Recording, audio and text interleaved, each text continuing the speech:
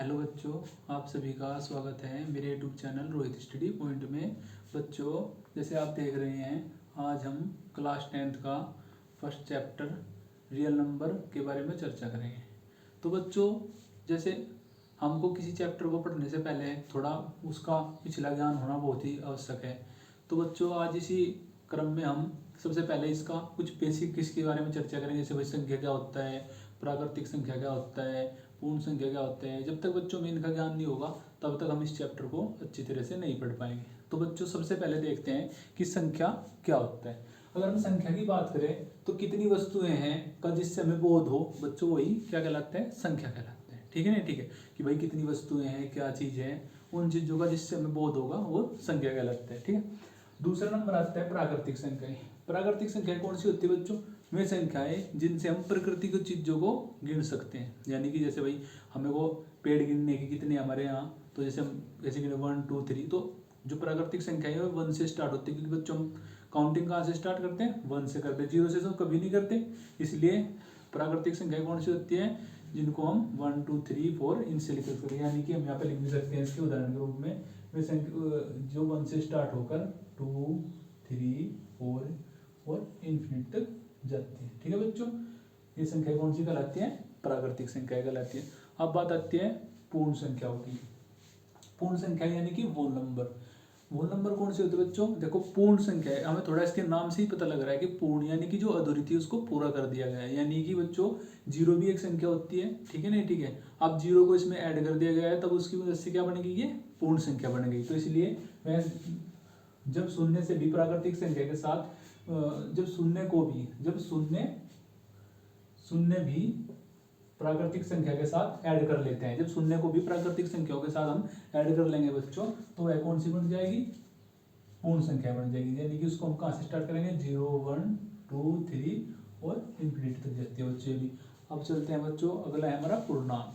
पूर्णांक का मतलब है पूर्णांक क्या होता है बच्चों? देखो, पूर्णांक से थोड़ा इस हमें नाम से इसकी आइडिया लग जा रहा है कि पूर्णांक मतलब पूरी संख्या, यानी कि पूरा अंक। यानी कि पूरा अंक की बात करें तो यानी कि बच्चों देखो, इसमें बहुत ज़्यादा बच्चे कंफ्यूज होते हैं कि पूर्णांक क्या होता है, इंटीजर क्या होता है। बहुत से बच्चे सोचते हैं कि जो नंबर लाइन है वही हमारा पूर्णांक है, लेकिन बच्चे गलत है। क्यों? क्योंकि जो नंबर लाइन होती है, जो संख्या रेखा होती है, उसके ऊपर एवरीथिंग यानी कि सभी नंबर उसके ऊपर आते हैं। ठीक है बच्चों। तो और लेकिन अगर हम पूर्णांक की बात करें तो पूर्णांक कौन सी होगी? वे संख्याएं जो पूरा अंक देती हो, यानी कि जिनका पूरा मान हो, चाहे वो नेगेटिव में हो चाहे वो पॉजिटिव में हो। तो हम क्या कहेंगे? इसका उदाहरण क्या है? देखो बच्चों, इधर इन्फिनिटी से लेके उधर इन्फिनिटी तक, और 0 -1 -2 ये, लेकिन बस क्या होना चाहिए बच्चों? उसका पूरा अंक होना चाहिए, यानी कि उसमें दशमलव में ना हो। ओके, बस संख्या पूरी की पूरी हो, उसको संख्या होगा क्या कहेंगे बच्चों? पूर्णांक कहेंगे। अब आता है हमारा सम संख्या। सम संख्या कौन सी होती है बच्चों? वह संख्या जो 2 से पूर्ण रूप से विभाजित हो जाए, वह संख्या सम संख्या कहलाती है। ये सब आपने पहले भी पढ़ रखा है, बस थोड़ा सा इसके बारे में हमें बताना है। विषम संख्याएं वे संख्याएं जो 2 से पूर्ण रूप से विभाजित ना हो। ठीक है ना, ठीक है बच्चों। 2 से ना घटती हो, वे सभी क्या कहलाएंगी? विषम संख्या कहलाएंगी। ठीक है बच्चों। अब आ जाता है हमारा भाज्य संख्या। भाज्य संख्या है, अब इसके बारे में थोड़ा अच्छी तरह से पढ़ेंगे। भाज्य संख्या कौन सी होती है? देखो यहाँ पे क्या लिखा हुआ? Composite number. एक से बड़ी ऐसी प्राकृतिक संख्या है जो एक या समय के अतिरिक्त, एक से या खुद से अतिरिक्त अन्य संख्याओं से भी विभाजित होती हो। यानी कि हम ऐसे भी जैसे बच्चों भाज्य संख्या,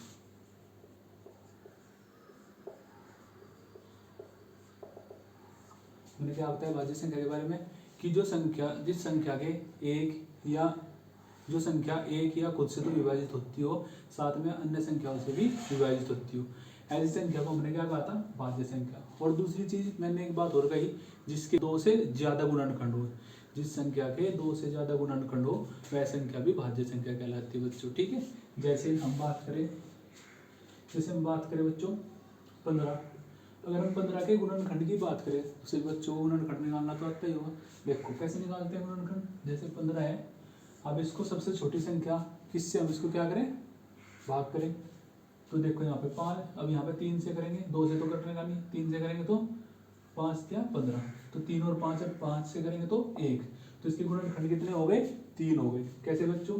1 × 3 × 5। अब देखो तो ये संख्या कैसी होगी बच्चों? भाज्य संख्या। क्यों? हमने इसे भाज्य संख्या क्यों कहा, क्योंकि इसके एक से अधिक गुणनखंड है। ठीक है बच्चों, अब हमारी समझ में आ गया होगा आपकी कि जो संख्या जिस संख्या के दो से अधिक गुणनखंड हो वह संख्या भाज्य संख्या कहलाती है। इसी प्रकार बच्चों, जैसे हम दो की बात करें, अगर मैं दो को पूछने लग जाऊँ आपसे कि दो क्या है, दो एक अभाज्य संख्या। क्यों बच्चों, क्योंकि अगर हम दो के फैक्टर करते हैं, गुणनखंड करते हैं, तो इसके गुणनखंड दो आते हैं केवल। ठीक है बच्चों, इसलिए दो क्या एक अभाज्य संख्या है। बहुत से बच्चों को इसमें कन्फ्यूजन होता है कि दो भाज्य है अभाज्य है। क्यों, क्योंकि दो एक सम संख्या है। दो कैसी एक सम संख्या है। बच्चे सोचते हैं जब सम संख्या है तो ये क्या होगी, भाज्य संख्या होगी, लेकिन दो क्या है, अभाज्य संख्या। अगर क्वेश्चन ये आता है कि सबसे छोटी अभाज्य संख्या क्या है, तो सबसे छोटी अभाज्य संख्या दो है बच्चों। ठीक है नहीं, ठीक है। अब इसके बाद हम पढ़ेंगे अभाज्य संख्या। जब हमने भाज्य संख्या पढ़ ली, अब अभाज्य संख्या तो और आसान हो गई। अभाज्य संख्या कौन सी होगी, वह संख्या जो एक तथा खुद से ही विभाजित होती हो, किसी अन्य संख्या से विभाजित न होती हो। दूसरा, जिसके दो से अधिक गुणनखंड न हो। ठीक है बच्चों, जैसे 17। अगर हम 17 की बात करें तो 17 के कितने गुणनखंड होंगे, 1 और 17, या दो से अधिक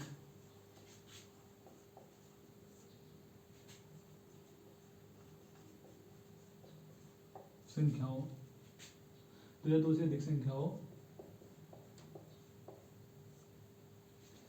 जिनके बीच में केवल एक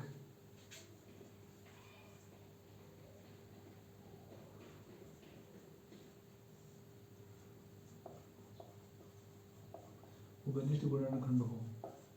क्या कहा हमने बच्चों, दो या दो से अधिक संख्याएं जिनके बीच में केवल एक उपनिष्ठ गुणनखंड हो, इसके अलावा कोई भी गुणनखंड न हो। जैसे हम बात करें, जैसे हम 5 और 8 की बात करें, अगर हम इनकी बात करें तो 5 के गुणनखंड क्या होते हैं बच्चों, 1 × 5, और 8 के गुणनखंड कितने होते हैं, 1 × 2 × 2 × 2। तो बच्चों आपको क्या दिख रहा है यहाँ पे, 5 और 8 के बीच में क्या गुणनखंड कॉमन है, एक गुणनखंड कॉमन है, इसलिए यहाँ पर इसके जो ये दोनों संख्या क्या कहलाएंगी, सहभाज्य संख्या। इसी क्रम में हम 3 भी ले सकते हैं, 4 संख्या भी ले सकते हैं, 8 संख्या भी ले सकते हैं। कितनी भी संख्या हो, अगर उनके बीच में केवल एक उपनिष्ठ गुणनखंड है तो वह संख्या कैसी कहलाएंगी, अभाज्य संख्या कहलाएंगी। ठीक है बच्चों, अब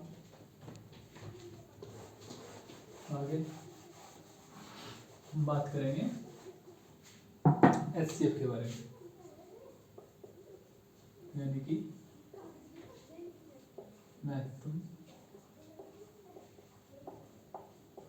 महत्तम समापवर्तक के बारे में। माना बच्चों कोई दो संख्याएं हैं, माना ए तथा बी दो संख्याएं हैं, तो अगर हम इसके एचसीएफ की बात करें तो इसका एचसीएफ क्या होगा, महत्तम समापवर्तक क्या होगा इन संख्याओं का, तो इन संख्याओं का महत्तम समापवर्तक वह बड़ी से बड़ी संख्या जो इन दोनों संख्याओं को क्या कर दे, विभाजित कर दे। ठीक है बच्चों, वह बड़ी से बड़ी संख्या जो इन दोनों संख्याओं को विभाजित कर दे वह क्या कहलाएगा, इसका एचसीएफ कहलाएगा। जैसे हम उदाहरण के रूप में लिखे, जैसे मैं बात करूँ आपसे, जैसे हम दो संख्याएं ले लेते हैं, जैसे 8 और 10 में दो संख्याएं ले रहा हूँ बच्चों। ठीक है ना, ठीक है। अगर मैं बात करूँ कि इसका एचसीएफ क्या होगा, तो हम एचसीएफ हमने पढ़ लिया कि ऐसी संख्या जो ऐसी बड़ी से बड़ी संख्या जो इन दोनों संख्याओं को क्या कर दे, विभाजित कर दे। तो जो बच्चों एचसीएफ कैसे निकालेंगे इसका, जैसे आप सबसे पहले में देखेंगे दोनों में बड़ी संख्या कौन सी है, जो बड़ी होगी उसको छोटी वाली संख्या से भाग करेंगे। ठीक है, जैसे 10 को भाग करेंगे किससे, 8 से, 8 एकम 8, बचेगा कितना बच्चों, 2। अब 2 को किससे भाग करेंगे, 2 से किसको भाग करेंगे, 8 को, तो ये कट गया यहाँ पे। अब यहाँ पे एचसीएफ कितना है बच्चों इसका, 2। तो यहाँ पर जो 8 और 10 है इनका एचसीएफ कितना है बच्चों, हमारा 2। ऐसा क्यों हुआ, क्योंकि बड़ी से बड़ी संख्या 2 ही एक ऐसी संख्या है जो इन दोनों संख्याओं को क्या कर दे, विभाजित कर दे। अब दोनों संख्याओं को विभाजित करने हैं बच्चों। ठीक है ना, ठीक है। अगर हम एक उदाहरण और ले, जैसे मैं बात करूं 8 और 16 की बात करें बच्चों, 8 और 16 में क्या होगा इसका, बट ऐसी हमें क्या कहा, ऐसी बड़ी से बड़ी संख्या जो इन दोनों संख्याओं को क्या कर दे, विभाजित कर दे। तो बच्चों आपको दिख रहा होगा कि 16 8 से विभाजित हो रहा है और 8 8 से विभाजित होता है, तो यहाँ पे डायरेक्ट इसका एचसीएफ हम क्या लिख सकते हैं, 8 लिख सकते हैं। चाहे आप निकालने की कोशिश करें तो निकाल लिख सकते हैं।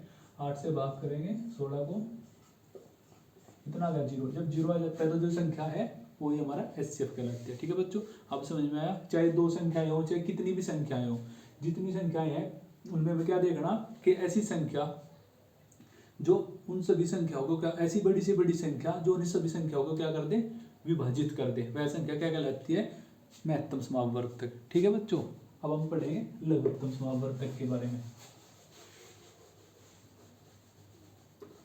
LCM के बारे में। ठीक है बच्चों, अब हमें किसे पढ़ना है, लघु LCM के बारे में पढ़ना है।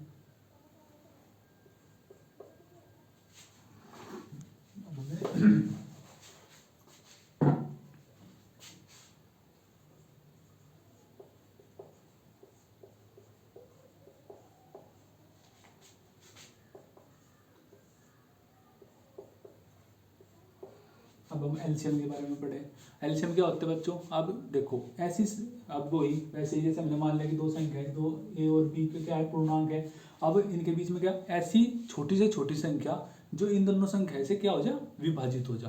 वहाँ पे तो हमने क्या पढ़ा था, एचसीएफ में, एचसीएफ हमने पढ़ा था कि ऐसी बड़ी से बड़ी संख्या जो इन दोनों संख्याओं को विभाजित कर दे। अब हम एलसीएम में क्या पढ़ रहे कि ऐसी छोटी से छोटी संख्या जो इन दोनों संख्याओं से विभाजित हो जाए। जैसे हम बात करें 5 और 8 की बात करें तो इसके बीच हम कहें कि इसका एलसीएम कितना होगा। अब एलसीएम निकालने के लिए सबसे पहले क्या करते हैं बच्चों, हम इसका यहाँ पे हम दो से बात करेंगे तो यहाँ पे 5 आ जाएगा, यहाँ पे आ जाएगा आपका 4, यहाँ पे 2, 5, 2, यहाँ पे 2, 5 और 1। अब देखो बच्चों कितना आ गया इसका, 2 दूनी 4, 4 दूनी 8, 8 पंजे 40। तो इनका जो बच्चों एलसीएम आ गया वो कितना आ गया, 40।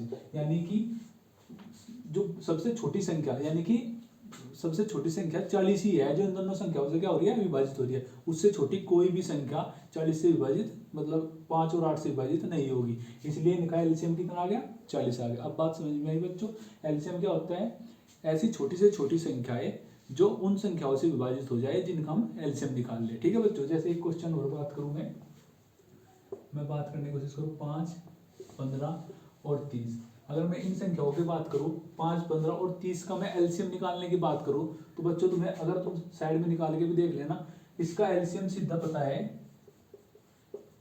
30 होगा। क्यों, क्योंकि जो 30 है बच्चों वो 5 से भी विभाजित हो रहा, 15 से भी विभाजित हो रहा और 30 से तो विभाजित हो ही रहा। इसलिए बच्चों इसका एलसीएम क्या होगा, 30 होगा। ठीक है, चलो देखो बच्चों साइड में निकाल के भी देखते हैं।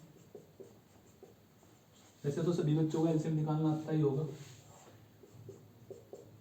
5 या 15 और यहाँ पे क्या आ जाएगा 5 6 30। ठीक है, अब यहाँ पे फिर 3, 1 और ये 2। अब देखो बच्चों 5 या 15, 15 दूनी 30। तो हमें पता लग गया बच्चों एलसीएम कितना आया, 30 आ गया। अब बच्चों समझ में आ गया कि एलसीएम कैसे निकालते हैं और क्या होता है एलसीएम। ठीक है,